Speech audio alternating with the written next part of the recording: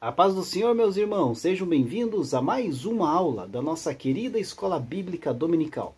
Vamos dando o prosseguimento aos estudos deste quarto trimestre de 2022, onde estamos estudando o tema A Justiça Divina, a preparação do povo de Deus para os últimos dias no livro de Ezequiel. E hoje vamos estudar a lição de número 9, que tem por data 27 de novembro de 2022, e o título da lição que vamos estudar hoje é Gog e Magog, um dia de juízo. Então, nesta lição, vamos aí aprender a respeito de uma profecia de Ezequiel que tem sido aí muito discutida nos dias de hoje. Os capítulos 38 e 39 do livro de Ezequiel mencionam aí algumas nações da região norte e da Ásia Central, que participarão aí de uma coalizão na tentativa de destruir Israel. Porém, o Senhor prometeu livrar o seu povo e restabelecer a paz no fim dos dias. Então, algumas informações, queridos, são bem significativas e ajudam aí a entender o sentido dessa profecia. O primeiro aspecto em destaque é que a profecia de Ezequiel diz respeito aí a uma coalizão que se levantará contra Israel no fim dos tempos, após aí o retorno dos israelitas para sua pátria. O líder dessa coalizão chama-se aí Gog. Então ele conduzirá aí essas nações contra o povo santo, porém não obterá êxito. De acordo com a enciclopédia da profecia bíblica, os nomes apresentados por Ezequiel são denominações antigas, pertencentes aí a nações que existiam na época. Então eram nações conhecidas em seus dias, mas totalmente estranha para nós. Então esta lista aí mostra que, pelo menos aí, queridos, 6 aliados aí fundamentais, né, que formarão aí uma aliança para a derradeira invasão de Israel, né? Rússia, Turquia, Irã, Líbia, Sudão e as nações aí da Ásia Central. O segundo aspecto, queridos, que vale a pena aí destacar nessa profecia é que ela não se refere ali à mesma profecia de Apocalipse, capítulo 20, do versículo 7 ao versículo 9, que ocorrerá aí após o milênio, quando Satanás será solto e tornará a enganar as nações contra Deus. A profecia de Ezequiel, todavia, queridos, trata-se aí de uma batalha travada para o fim dos tempos, numa época ali em que Israel estará organizado como nação. E isso já aconteceu, né? Pois desde o ano de 1948, um acordo ali na ONU resultou na reorganização do Estado de Israel. E muitos judeus retornaram aí à sua terra de origem, né? Cumprindo-se aí a palavra do Senhor. Outro aspecto interessante da profecia de Ezequiel é que os acontecimentos descritos para os últimos dias tratam-se aí de um prenúncio, né, da derradeira restauração de Israel e instauração aí do reino messiânico. Agora, a guerra da Ucrânia de hoje tem provocado aí mudanças na geopolítica mundial. Nações com grande poder bélico têm organizado as suas tropas na região norte. A Rússia, né, que é a nação aí que muitos estudiosos associam às profecias de Ezequiel, tem rompido aí as relações diplomáticas com o Ocidente, inclusive com a própria nação de Israel, né, após ali declarações do seu chanceler Sergei Lavrov. Então esses eventos, queridos, inauguram aí um novo cenário geopolítico envolvendo Israel. E para nós, devemos estar então vigilantes para todos os acontecimentos aí que está envolvendo essas nações e principalmente atento aí a esta profecia que vamos estudar hoje. O texto áureo da nossa lição se encontra no livro de Apocalipse, capítulo 20, versículo 8, que diz assim: E sairá a enganar as nações que estão sobre os 4 cantos da terra, Gog e Magog, cujo número é como a areia do mar para as as ajuntar em batalha. A verdade prática da lição destaca que a palavra profética anuncia que antes da restauração espiritual de Israel, virão Gog e seu bando para invadir a Terra Santa, mas eles serão derrotados. Queridos, as profecias da Bíblia podem ser aí divididas em 3 categorias, né? Profecias que já foram cumpridas, né? E a Bíblia relata aí o cumprimento de algumas profecias pouco ou muito tempo aí depois de serem transmitidas. Outras profecias da Bíblia foram cumpridas aí no passado, mas não foram registradas na Bíblia, né? Como a profecia sobre o império de Alexandre o Grande, né? Em Daniel 8, capítulo 8, versículo 20 ao 22, né? Mas também existem outros tipos de profecias, que é profecia sobre o futuro. E várias profecias aí, a Bíblia ainda, que existem na Bíblia, ainda não foram cumpridas, né? Então servem para mostrar que Deus sabe do futuro.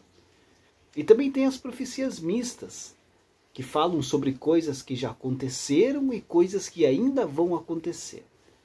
Então tentar aí prever o futuro com exatidão, usando as profecias da Bíblia, queridos, não funciona.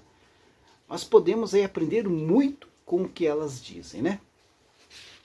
O texto base da nossa lição hoje se encontra aí no livro do profeta Ezequiel, capítulo 38, do versículo 1 ao versículo 6, e também no capítulo 39, do versículo 1 ao versículo 10.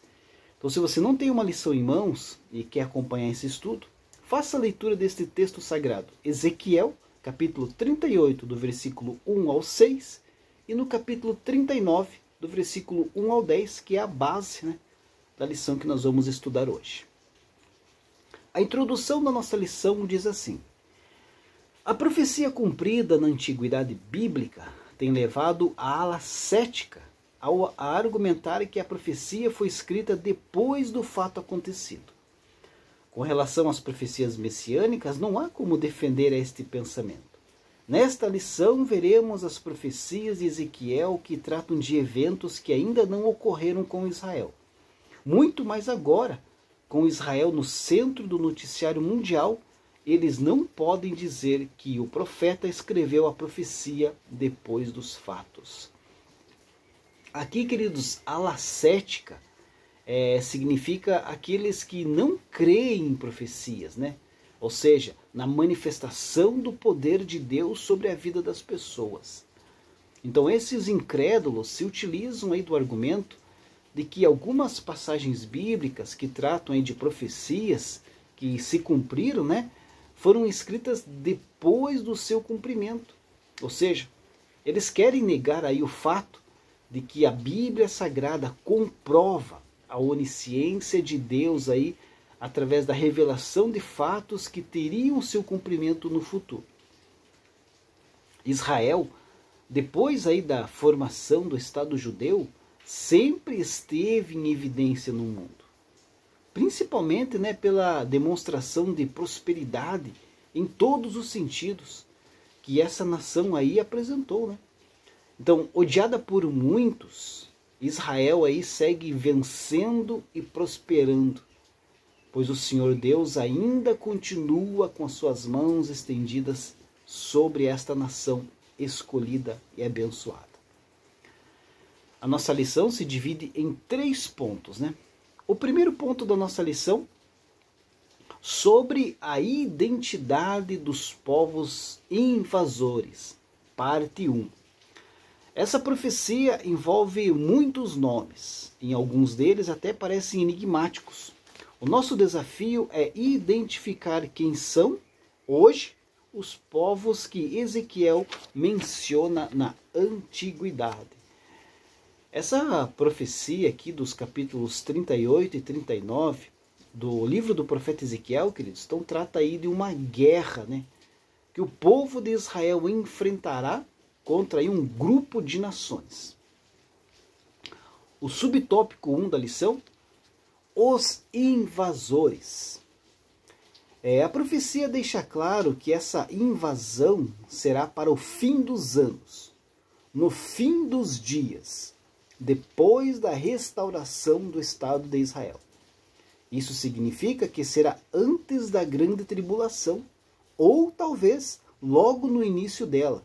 Portanto, não é a mesma batalha do Armagedon. Percebam, queridos, já aqui a primeira dificuldade, né, na interpretação dessa profecia. Nós não podemos ter aí uma comprovação sobre quando ela vai se cumprir, quando ela se cumprirá, né?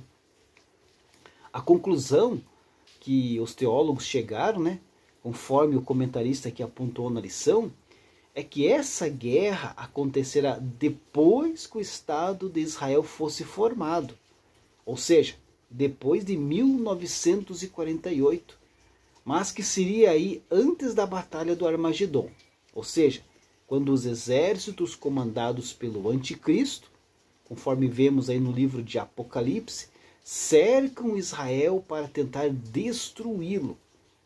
Mas o Senhor Jesus então intervém em favor do povo escolhido, derrotando aí os seus inimigos. Continuando aqui o subtópico 1. Outra informação importante é que os povos da coalizão do príncipe ou comandante chamado Gog são da banda do norte e outros grupos do norte da África, como etíopes e os de Put. Aqui, queridos, nós temos aí mais uma revelação, né, de difícil comprovação. A profecia fala dos etíopes, mas não temos como comprovar se serão os etíopes que conhecemos hoje, ou esse título aí foi dado considerando aí uma outra nação que não conhecemos hoje. Uma coalizão aí significa um grupo de nações que se unem para um objetivo comum. E nesse caso aqui, queridos, nessa profecia, esse objetivo comum é fazer guerra contra Israel.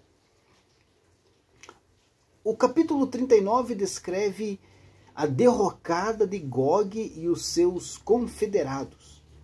Essa informação geográfica é vaga e muito genérica, considerando aí a vasta extensão territorial e multidão de povos que habitam ali.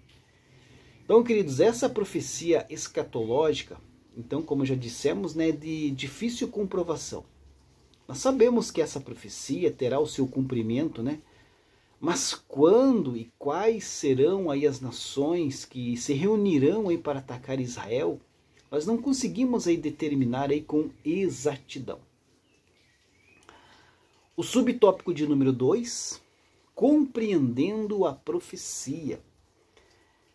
O discurso de Ezequiel deixa claro que a mensagem não é para a sua geração, mas para quando Deus fizer regressar o seu povo da diáspora de todas as nações da terra. Conforme já comentado, né, na lição passada, esse retorno aí do povo de Israel para a sua terra ocorreu em 1948, né, com o reconhecimento ali do Estado de Israel na Palestina. Essa profecia, queridos, não teve ainda o seu cumprimento, né, conforme já citamos aí há pouco. Como a profecia é para um tempo ainda distante, esses oráculos divinos foram vazados na linguagem da época do destinatário original, né? Queridos, aqui oráculos divinos são as profecias proferidas pelos profetas, né? E quando aqui o comentarista coloca na lição, diz aí que os oráculos foram vazados, ele quis dizer aqui que as profecias foram pronunciadas, né? Ou seja, elas foram reveladas ao povo. E conforme vemos nas escrituras, né, as palavras proféticas sempre usam aí a linguagem comum para a época em que foram anunciadas, o que pode então representar alguma dificuldade, né, para o nosso entendimento hoje, tendo em vista, né, que a linguagem é viva, ou seja, ela vai se transformando aí com o passar do tempo. É necessário, pois, identificar esses povos no contexto em que vivia o profeta e procurar identificá-los nos tempos atuais, quando possível. Isso tornará a profecia compreensível e mais vívida em nossos dias.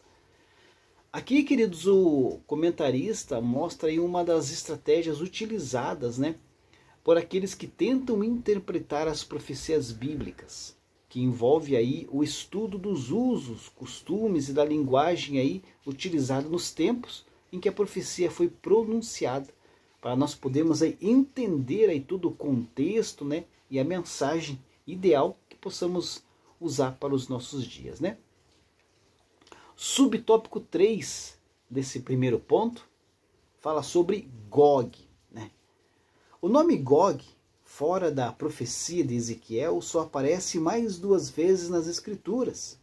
Um descendente de Rúben, sem qualquer vínculo com a profecia, e na revolta de Satanás contra Deus e seu povo depois do milênio, em Apocalipse 20, versículo 8, como um outro acontecimento.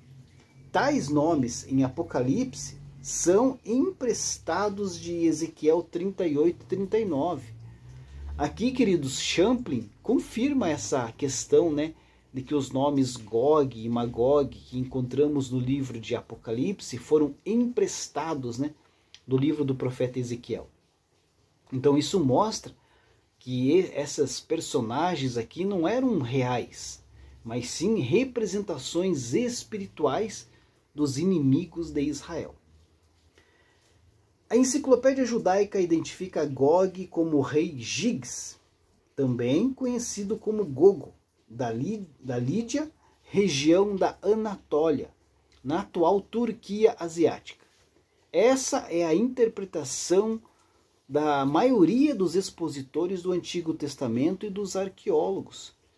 Percebam, queridos, que por se tratar aí de uma profecia que ainda não teve o seu cumprimento, essa relação aí do nome Gog com o rei Gigs nada mais é do que uma representação espiritual. Ou seja, não se referia à pessoa de Gigs, para sim a sua posição como um inimigo de Israel. O dicionário do Champlin, né, também confirma esse posicionamento do comentarista a respeito desse rei Gigs aqui, né, conforme o comentarista colocou. Mas a descrição profética parece indicar um título como Faraó no Egito, Shah na antiga Pérsia, César em Roma, e não o nome pessoal de alguém. Então, queridos, o termo Gog não se referia aí a uma pessoa específica no tempo do profeta Ezequiel, mas sim a alguém aí que representava um inimigo feroz de Israel. Ou seja, aqui é uma metáfora, né, usada pelo escritor. Ponto 2 da lição. Sobre a identidade dos povos invasores, parte 2. O primeiro subtópico, Magog. Magog é o nome de um descendente de Jafé, filho de Noé, que aparece em Ezequiel como um lugar. As fontes antigas o incluem com os habitantes de Cáucaso, procedentes aí de Gomer. O historiador judeu Flávio Joséfo identifica Magog com os citas, um conjunto de etnias nômades que viviam na região norte do Mar Negro e do Mar Cáspio. Os citas aparecem no Novo Testamento juntamente com os bárbaros. Então, queridos, conforme o comentarista pontuou aqui, né, Magog, então, representa um lugar na profecia de Ezequiel, o que é corroborado aí pelo dicionário bíblico de Champlin. Encontramos na Wikipédia essa informação dada pelo comentarista sobre o historiador judeu Flávio Joséfo, né? E segundo esse site, a obra de Joséfo que trata desse tema é o livro Antiguidades Judaicas. Então, se por curiosidade, se quiser pesquisar esse livro, você vai ter mais informações sobre isso, né? Mas aqui no contexto escatológico, queridos, há muita especulação sobre Magog, né? Dizem os especuladores que Magog corresponde à Rússia, à Pérsia, ao Irã, ou melhor, Magog corresponde à Rússia. Pérsia, no caso, como está no texto bíblico, significa o Irã. Gomer significaria aí a Alemanha. Togarma significa a Turquia e Put ou Etiópia aos estados árabes.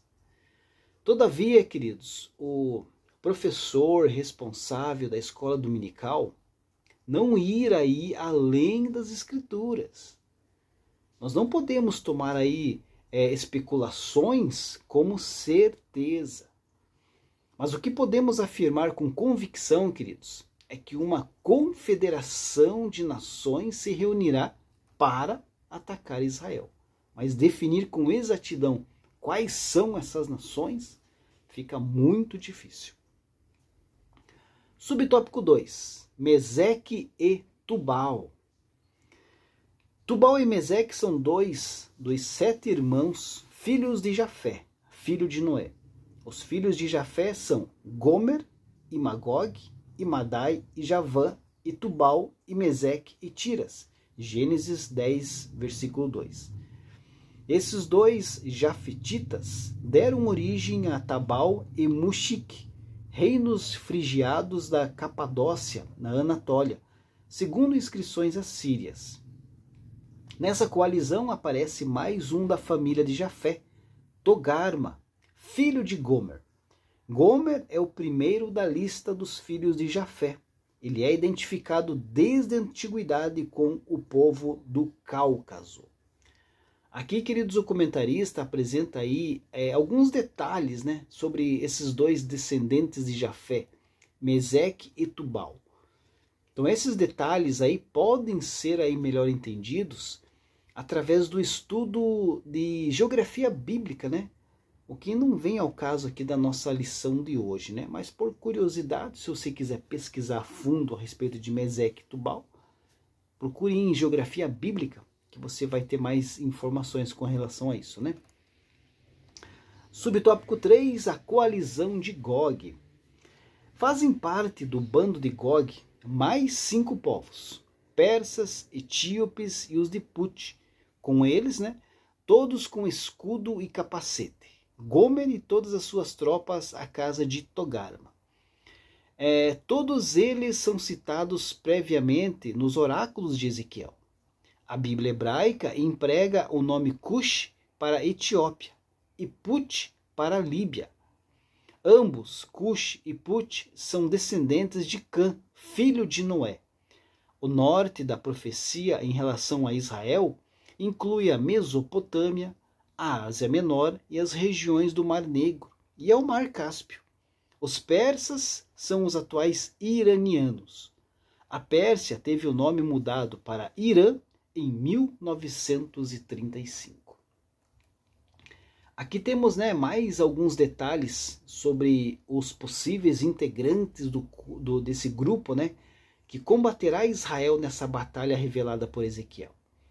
Porém, queridos, conforme nós já tratamos há pouco, né, é muito difícil comprovar se esses povos citados são os que realmente participaram da batalha, né? Ou se são apenas aí personagens espirituais, né, nessa batalha. Mas a verdade é que vai haver sim uma grande batalha contra o povo de Israel. Ponto 3. Sobre o contexto escatológico. A interpretação popular que considera a Rússia como Gog ganhou muito espaço durante o período da Guerra Fria. Queridos, há um livro que quero até indicar para os irmãos com o título Israel, Gog e o Anticristo, editado aí pela CPAD e escrito aí pelo pastor Abraão de Almeida, que trata bastante desse tema, né? Como o nosso tempo aqui é meio escasso, se você quiser aí se aprofundar mais nesse tema, busque este livro aí do pastor Abraão de Almeida, né? Israel, Gog e o Anticristo, da CPAD, para você poder se aprofundar mais neste assunto. Subtópico 1. Gog e Magog. A mensagem contra Gog, terra de Magog, príncipe e chefe de Meseque e de Tubal, é uma das passagens mais difíceis das Escrituras. Muitos acreditam tratar-se de uma expressão genérica para indicar o futuro inimigo de Israel. Conforme já citamos, queridos, quando se trata aí de uma profecia escatológica, a sua profunda e acertativa interpretação não representa algo fácil de se fazer, né? Como o próprio comentarista pontuou. Então tem que ter muita vigilância, muita atenção com relação às profecias escatológicas, né? Nunca devemos fugir daquilo que está escrito na Bíblia. Tem muitos pregadores, muitos estudiosos que às vezes colocam coisas que não estão na Bíblia, e isso é muito perigoso. O rei Giggs da Lídia, por exemplo, seria a figura do futuro inimigo de Israel, que comandaria os seus confederados, né? Ou seja, Giggs então seria apenas a representação, né, ou metáfora do inimigo que se levantará contra Israel aí num futuro que não conseguimos determinar, né? Segundo o Talmud, literatura religiosa muito antiga dos judeus, Gog e Magog são dois nomes paralelos de uma mesma nação. Esses inimigos de Israel serão derrotados. E isso nos desperta a esperança da nossa vitória em Cristo, pois a profecia mostra que Deus está do lado do seu povo. Nós vemos, queridos, nas páginas das Sagradas Escrituras, que aqueles que estão em Cristo serão vencedores, pois foi dado ao Senhor Jesus todo o poder, né? Conforme está lá em Mateus 28:18. E chegando-se Jesus, falou-lhes dizendo: é-me dado todo o poder no céu e na terra. Então, independente da situação que tiver que passar, tanto o povo de Israel como a igreja do Senhor, pelas dificuldades, se nos mantermos firmes com Jesus, a vitória é certa, porque Deus sempre aí vai estender a sua mão para o seu povo. Subtópico 2. Como a Rússia aparece nesse contexto? A profecia afirma que Gog é príncipe e chefe de Meseque e de Tubal. A palavra chefe em hebraico é Rosh, que de significado amplo: cabeça, chefe, pico, monte, parte superior. Curiosamente, a Septuaginta traduziu o termo como substantivo próprio, Archonta-Ros, que significa príncipe de Ros. Isso é mantido na versão bíblica, tradução brasileira, e em algumas versões inglesas. Foi a semelhança de sons Rosh, Rússia, que levou muitos estudiosos a identificarem Rosh com a Rússia, Mesec com Moscou, atual capital da Rússia, e Torgarma com Tobolsk, que é uma cidade russa. Percebo então, meus queridos irmãos, que essa interpretação não apresenta aí fatos sólidos que nos permitam aí então afirmar com propriedade que esse inimigo seria a Rússia. Não estou querendo aqui desmerecer esses teólogos, né? Apenas dizendo aí que essa interpretação não apresenta provas essa interpretação não apresenta provas inconstantes sobre essa assertividade, né? Cada um tem aí a liberdade para crer ou não nessa interpretação. O certo, queridos, é que o conhecimento ou o desconhecimento nesse assunto não interfere na nossa salvação. Para alguns pode até ser muito importante, mas não interferindo na salvação, queridos, nós não devemos aí perder tanto tempo, né, nesses tipos de assunto. Subtópico 3. Origem da interpretação. Esse pensamento não veio dos pentecostais e nem se trata de uma ideia oriunda dos dispensacionalistas, como equivocadamente dizem os críticos. Essa interpretação vem de longe, desde Gesenius, famoso orientalista alemão. Em seu léxico hebraico, o Rosh, de Ezequiel 38:2, são os russos. Depois da Guerra Fria, o assunto foi ficando no esquecimento. Mas com a guerra da Ucrânia aqui em 2022, a relação entre Rússia e o Ocidente está voltando ao cenário mundial, o que era antes da queda do Muro de Berlim em 1989. Então, queridos, aqui temos algumas suposições sobre ser ou não a Rússia o inimigo que atacará Israel. Mas conforme mencionamos, esses fatos, queridos, não interferem na nossa salvação. Mas se os irmãos desejarem aí se aprofundar nesse tema, fique então à vontade. Conclusão. É importante saber que a invasão de Gog e o seu bando à terra de Israel é distinta da batalha do Armagedon, pois o ataque de Gog será após a restauração de Israel, antes ou logo depois de começar a grande tribulação, ao passo que o Armagedon se dará no final desse período. Cabe também ressaltar que essa invasão não é a mesma rebelião de Gog e Magog, pois a profecia empresta de Ezequiel esses nomes. Queridos, a existência da nação de Israel e do povo de Judeu só pode ser explicada com uma palavra: milagre. Se não for aí o Senhor, queridos, Israel há muito tempo que teria sido destruída, pois desde a antiguidade que o Senhor aí peleja pelo seu povo. E na batalha de Gog e Magog não será diferente. Deus sairá em defesa do povo judeu, e Gog e seus aliados, independente de quem sejam, quando isso acontecer, serão destruídos. Mas o meu conselho, queridos, é que o estudante aí não deve se apegar aí cegamente a especulações e nem dar aí a máxima importância a essas conjecturas que têm significância secundária para a igreja. Pois as coisas encobertas são para o Senhor nosso Deus, porém as reveladas são para nós e para os nossos filhos. Deuteronômio 29 e 29. Deus abençoe a sua vida e até a próxima lição, se Deus assim permitir.